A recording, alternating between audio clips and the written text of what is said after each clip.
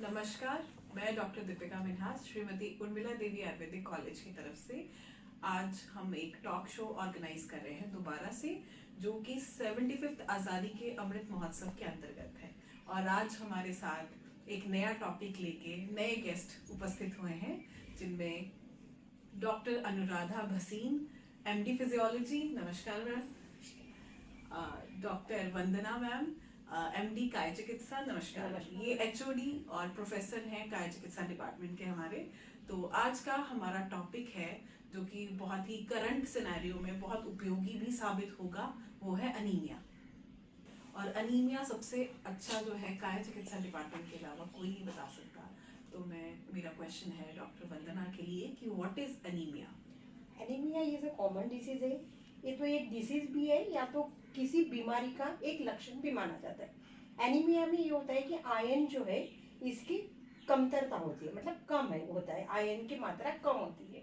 आम भाषा में इसको रक्ताल्पता भी कहते हैं, मतलब शरीर में जो है खून की कमी हो जाती है। रक्ताल्पता का मतलब यही होता है कि रक्त की अल्पता, मतलब रक्त की कमी हो जाती है, इसे हम एनीमिया कहते हैं।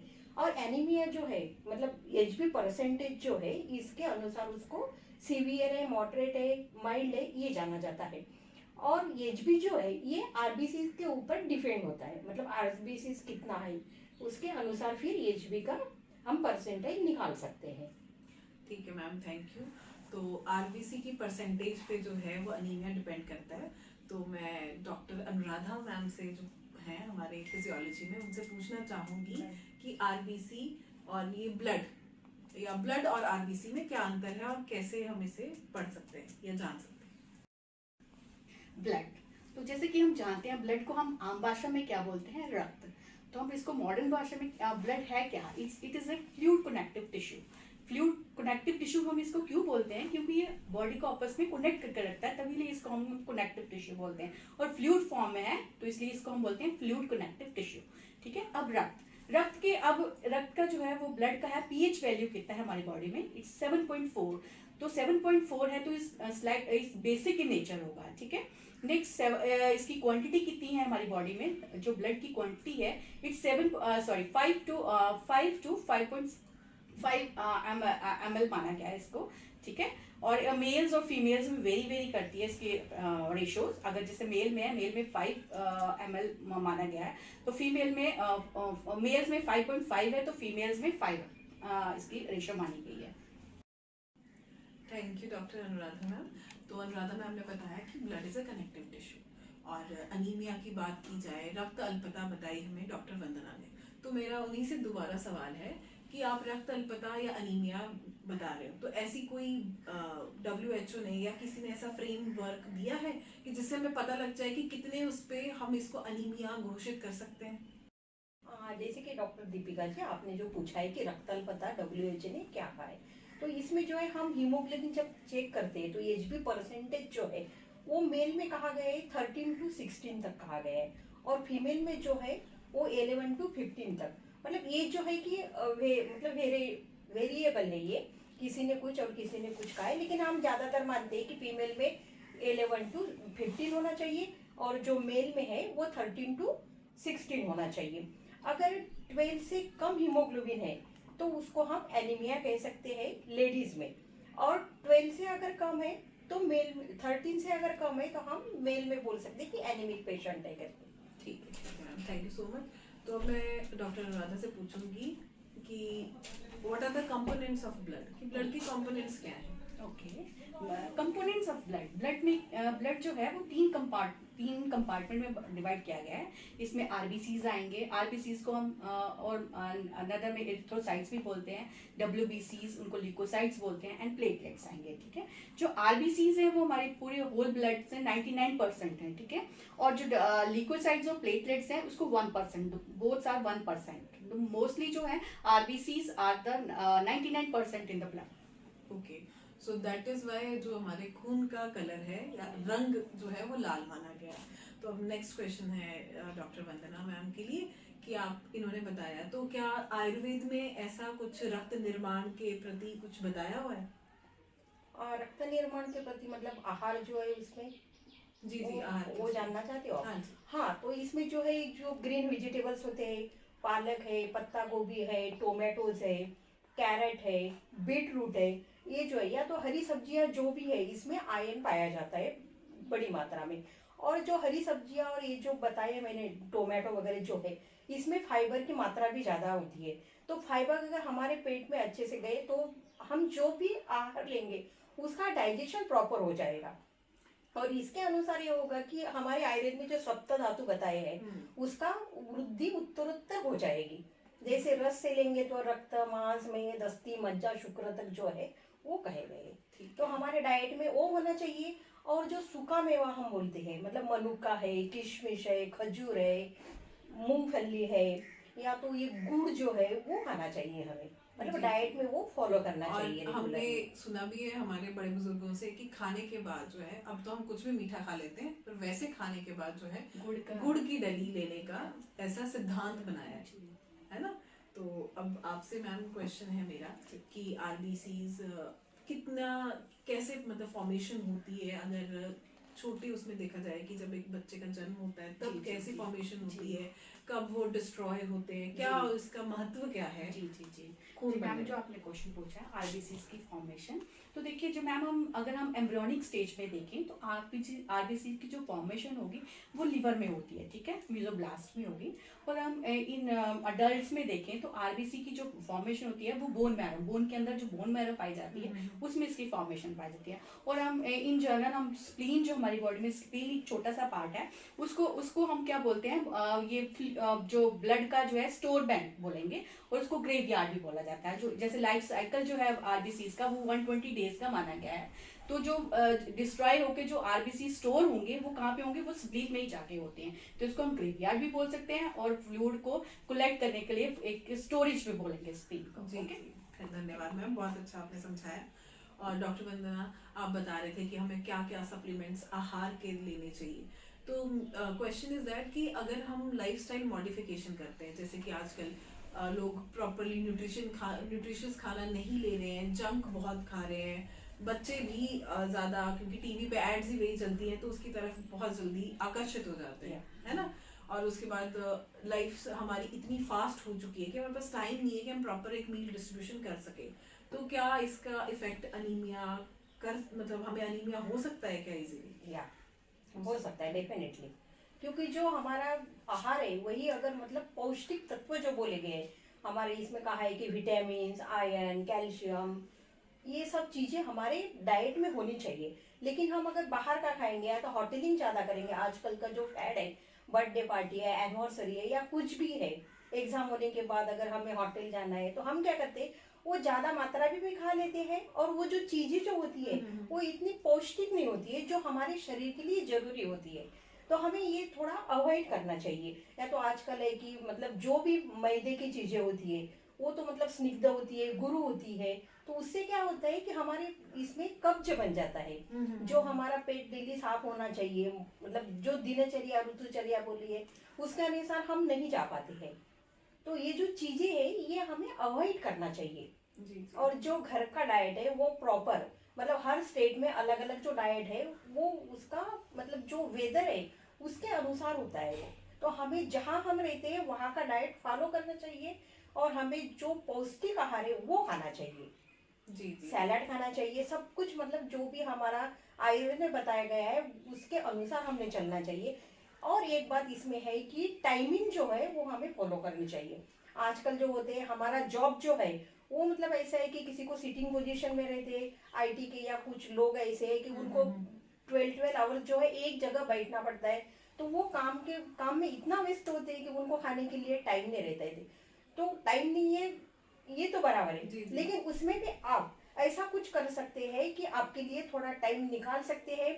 या तो आप मोबाइल ज्यादा देखते हो, गेम खेल रहे हो मोबाइल पे, तो ये कम कर सकते हैं और के शरीर की तरफ ज्यादा ध्यान दे सकते हैं। जी, टाइम नहीं है ऐसा नहीं बोल सकते। हाँ, टाइम निकालना चाहिए। जी, तो ये बहुत अच्छी बात बोली इन्होंने। और दूसरी चीज इनकी सबसे अच्छी क्या है ना कि इन्होंने कहा कि आप जैसे देश में आहार रह रहे हैं उस आहार स्टेट के अनुसार स्पेशली कि नॉर्थ में है तो नॉर्थ के अकॉर्डिंगली और साउथ में तो साउथ के अकॉर्डिंगली, और अगर आप किसी और कंट्री में है तो उस कंट्री के अकॉर्डिंगली डाइट लेनी है, क्योंकि ये वेदर के अनुसार जो एब्जॉर्प्शन होता है ना, हाँ, वो हमारे अच्छा शरीर में अच्छा और जैसा बोला भी है कि जो अग्नि है वो मात्रा और काल की अपेक्षा करती है, तो उसका सब चीजों का ध्यान रख के और जो आहार है वो मात्रा में होना चाहिए, उसमें स्निग्धता भी होनी चाहिए। जैसे आजकल हम बोलते हैं कि घी अगर खाएंगे तो हमारा वेट बढ़ जाएगा, लेकिन घी भी शरीर के लिए उतना ही जरूरी है, क्योंकि वो क्या करेगा, शरीर में स्निग्धता लाएगा।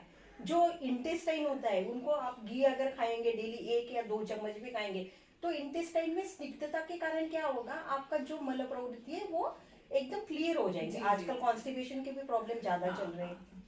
तो जैसे मैम ने बताया, मेरा नेक्स्ट क्वेश्चन डॉक्टर अनुराधा के लिए है कि आयुर्वेद में अवस्था पाक निष्ठा पाक आहार के अकॉर्डिंगली बताई हुई है ना, तो क्या इस अगर सपोज जैसे हमारा पिछली बार भी ये टॉपिक था कि डाइजेशन अच्छी है पर खाने की एब्जॉर्प्शन अच्छी नहीं है, या फिर एब्जॉर्प्शन अच्छी थी तो डाइजेशन वीक हो गई पेशेंट की, तो इसका आपस में बहुत लिंक है। तो आपको लगता है कि व्यायाम करना चाहिए ताकि अग्नि अच्छी बने, कुछ है ऐसा कॉन्सेप्ट? जैसे कि मैम आपने क्वेश्चन किया व्यायाम, तो व्यायाम हमारी बॉडी के लिए बहुत अत्यंत महत्वपूर्ण है। ठीक है, हम अगर दिनचर्या सुबह का फॉलो करें तो सबसे पहले हमें व्यायाम करना चाहिए। ठीक है, व्यायाम जैसे कि ब्लड, तो व्यायाम करने से खाना खाने के बाद हम जैसे 10 कदम भी चलेंगे, 100 कदम चलेंगे, तो चलने से क्या होगा, हमारी बॉडी के अंदर जो ब्लड सर्कुलेशन है वो प्रॉपर वे से होगा। ब्लड सर्कुलेशन जो प्रॉपर वे से होगा तो सेल को प्रॉपर ऑक्सीजन मिलेगी। ठीक है, सेल्स को प्रॉपर ऑक्सीजन मिलेगी तो सेल फर्दर डिवाइड होंगे। ठीक है, और जनरेशन होगी उसकी, तो प्रॉपर वे से हमारी बॉडी में प्रॉपर वे से फंक्शनिंग करेगी। ठीक है जी मैम, थैंक यू। तो बहुत अच्छे से दोनों ने डिस्क्राइब किया कि ब्लड की इम्पोर्टेंस बॉडी में सबसे ज़्यादा है, क्योंकि पूरी बॉडी का जो आधार है वो ब्लड ही है, न्यूट्रिशियस एजेंट ब्लड है। तो अगर खाना अच्छा खा रहे हैं और एक्सरसाइज नहीं कर रहे हैं तब भी कोई मतलब उसकी वैल्यू नहीं है, और एक्सरसाइज कर रहे हैं बट हम डाइट अच्छी नहीं ले रहे तब भी, बिकॉज आजकल बहुत सारी डाइट्स प्रचलन में है, तो लोग जल्दी वेट रिड्यूस करने के चक्कर में या अच्छा दिखने के चक्कर में क्या कर रहे हैं कि खाना अच्छा नहीं खा रहे हैं ना, और एक्सरसाइज पे ज्यादा वो दे रहे हैं स्ट्रेस, और खाना नहीं प्रॉपर न्यूट्रिशियस नहीं ले रहे हैं, और ज्यादा जल्दी वेट लॉस। जी जी जी, तो आजकल इस चीज को लेके काफी प्रचलन है। तो मेरा नेक्स्ट क्वेश्चन है डॉक्टर वंदना के लिए कि कौन कौन से विटामिन्स आपके अकॉर्डिंगली ब्लड बनाने में हेल्प करते हैं? ब्लड बनाने में आयरन जो है वो हेल्प करेगा। आयरन जो भी चीज़ों में है वो खानी चाहिए। विटामिन B12 जो है वो अगर कम है तो भी एनीमिया हो सकता है। कैल्शियम है, आयरन है, विटामिन जो भी है, विटामिन C है, ये भी जरूरी है जी जी कि एब्जॉर्प्शन के लिए विटामिन C की भी जरूरत होती है। ठीक है, बिल्कुल सही आपने बोला कि सारे विटामिन्स इंपॉर्टेंट है। फॉलिक एसिड हो गया, फॉलिक एसिड हो गया, विटामिन C हो गया, B12 हो गया, these are very important for blood formation and blood circulation. Thank you so much. तो नेक्स्ट क्वेश्चन इज दैट कि ये तो हो गए विटामिन्स की बात कर ली हमने, है ना, बट आपके अकॉर्डिंगली कौन सी एज है जिसमें हमें ज्यादा फोकस करना है कि अनीमिया बच्चों में या बड़ों में या गर्भिणी है या ओल्ड एज है, किसको या सबके लिए इम्पोर्टेंट है कि हमें रूटीन चेकअप कराना चाहिए या किसी पर्टिकुलर उसके लिए? अगर स्पेशली अभी हम मेन टॉपिक सबके लिए इम्पोर्टेंट होगा ऑब्वियसली, क्योंकि ब्लड तो सबके, पर मेनली पहले बच्चों की बात करते हैं। हाँ। तो बच्चों में आपको क्या लगता है? जो ग्रोइंग एज होता है उसमें या तो है कि आहार जो है वो बच्चे प्रॉपर नहीं ले पाते हैं तो उनका भी हीमोग्लोबिन कम होता है, या तो प्रेग्नेंट लेडीज जो है उसमें जो है कि वो खुद का भी पालन करना होता है उसमें, और जो प्रेग्नेंट है उसको जो भी बच्चा है उसका भी उसको पालन करना है उसमें, तो उसके लिए जो है तो उसकी तरफ भी ज़्यादा ध्यान मतलब फोकस करना चाहिए। या तो कुछ बीमारियां होती है उसमें भी HB परसेंटेज है वो कम होता है तो उनकी तरफ भी ध्यान देना चाहिए। और बूढ़ों में जो होता है उनका जो आहार है वो कम होता है, मतलब उसकी जो भूख जो रहती है वो कम होती है, तो वो खाना अगर कम भी खाए तो जिसमें विटामिन है, आयरन, कैल्शियम है, विटामिन B12 है, ये जो है वो चीज़ें खानी चाहिए उन्होंने, इनकी तरफ भी ध्यान देना चाहिए। जी जी। और मैम आप बताइए कि प्रेगनेंसी में या नॉर्मल बॉडी में तो चलो आपने बताया हमें कि bone marrow is the production house, तो प्रेगनेंसी में कैसे चैनलाइज होता है या कैसे फॉर्मेशन होती है ब्लड की? देखिए मैम, प्रेगनेंसी में तो ब्लड फॉर्मेशन तो एज जैसे होती है वैसी ही होगी, लेकिन मैंने आपको पहले भी बताया कि जो प्रेगनेंसी में है जो ब्लड की जो फॉर्मेशन एम्ब्रॉनिक स्टेज में होगी, वो हमने बताया कि लीवर में होगी। लीवर में जाके जो मीजोडर्म है वहाँ पे जाके इसकी फॉर्मेशन होगी। जी जी, तो ये मीजोडर्म आप बच्चे की बात कर रहे हैं या बच्चे की बच्चे मैम, हाँ जी, जो एम्ब्रियोनिक मैंने बोल दिया ना, तो मतलब बच्चे की जो। ठीक ठीक जी ठीक मैम। ठीक। तो मदर का बोन मैरो से हो जी रहा है हाँ और जी, बच्चे बच्चे का लीवर में होगा। ठीक है ठीक है, धन्यवाद। और क्या क्या साइन एंड सिम्टम्स है अगर बच्चों में बात आपने बताई, तो मैंने भी और सबने, हमारे जो लिसनर्स उन्होंने भी नोट किया होगा, कुछ बच्चे ग्रोथ बहुत अच्छी है और कई बार उनको अर्ज होती है, कभी मिट्टी खा रहे हैं कभी कुछ, तो क्या इसको कोरिलेट कर सकते हैं हम? हाँ, मिट्टी खाने के इसमें आयुर्वेद में ये एक मतलब एनीमिया को पांडु कहा गया है। तो पांडु के प्रकार में मृद भक्षण जन्य जो पांडु है, उसमें है कि जो मिट्टी खाने की वजह से होता है, जी जी, जो भी मतलब ग्रोइंग क्योंकि एज या तो वर्म प्रेग्नेंट, इन्फेस्टेशन हाँ, हो वर्म जाएगी इन्फेस्टेशन हो तो जाएगी ऑब्वियसली उसमें। फिर वो एनीमिया हो एनीमिया जाएगा कॉज उसको, करेगा हाँ। करेगा, और ठीक जो है। प्रेग्नेंट लेडी है वो भी बहुत बार मिट्टी खाने की इच्छा हाँ प्रकट जी करती जी है, जी जी, तो उसमें भी यही है कि उसको एनीमिया हो रहा है, ठीक तो हमने है। ऊपर से उसको ये लक्षण कैल्शियम माना आयरन गया, ये देने जैसे वो चाहिए। ज्यादा अगर बच्चे भी ले रहे हैं या मतलब प्रेग्नेंट लेडी ले रही है, प्रेग्नेंट ना भी हो, एक जनरल अगर लेडीज कुछ ज्यादा ही मतलब आप देखते हैं आमतौर में वो मिट्टी खाना पसंद करती है, वो जो क्या बोलते हैं उसको, पुराने जमाने में वो जो चाक चुप होता था, वो ज्यादा खाना पसंद करती है, तो ये मैम अर्ली साइंस हैं कि ये चीज शो कर रहे हैं कि उनमें अगर कि उनमें किसी न किसी चीज की बॉडी में ब्लड की कमी हो रही है, मतलब ये अर्ली साइंस है एनीमिया के। जी, तो मैं अपने लिसनर्स को बताना चाहूंगी कि जो डॉक्टर साहब ने बोला है तो इसके ऊपर फोकस करें कि अगर किसी को भी लगता है कि उनके आसपास बच्चे या औरतें, महिलाएं या कोई भी ऐसा कर रहा है, तो उसके ऊपर नजरअंदाज ना किया जाए और उसके ऊपर फोकस करें और उसको जल्दी से जल्दी चिकित्सीय परामर्श जरूर दिलाएं। और इसके साथ मैं पूछूंगी कि और क्या क्या साइन एंड सिम्टम्स होते हैं अनीमिया के? हाँ, इसमें तो होता है कि अगर एनीमिया हो रहा है तो जो भी व्यक्ति है उनकी खाना खाने की इच्छा कम होगी, मतलब लॉस ऑफ एपेटाइट होगा उनको, चक्कर आना, मतलब थोड़ा काम करने के बाद जल्दी से थकान आ जाएगी, शरीर में कमजोरी दिखेगी उनको,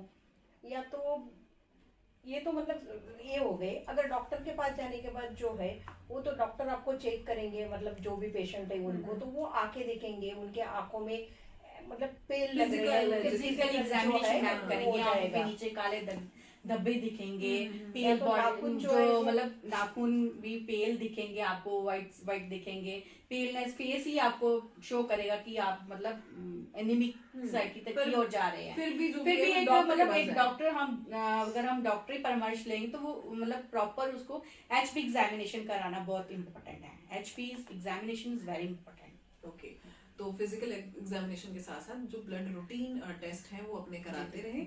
और कुछ आहार या विहार जो आप बताना चाहेंगे कि क्या क्या हमारे श्रोताओं को, कि क्या क्या वो ले सकते हैं ताकि वो इससे बचे भी रहें और अगर बाई चांस कोई ग्रसित है तो उसके लिए भी लाभकारी हो?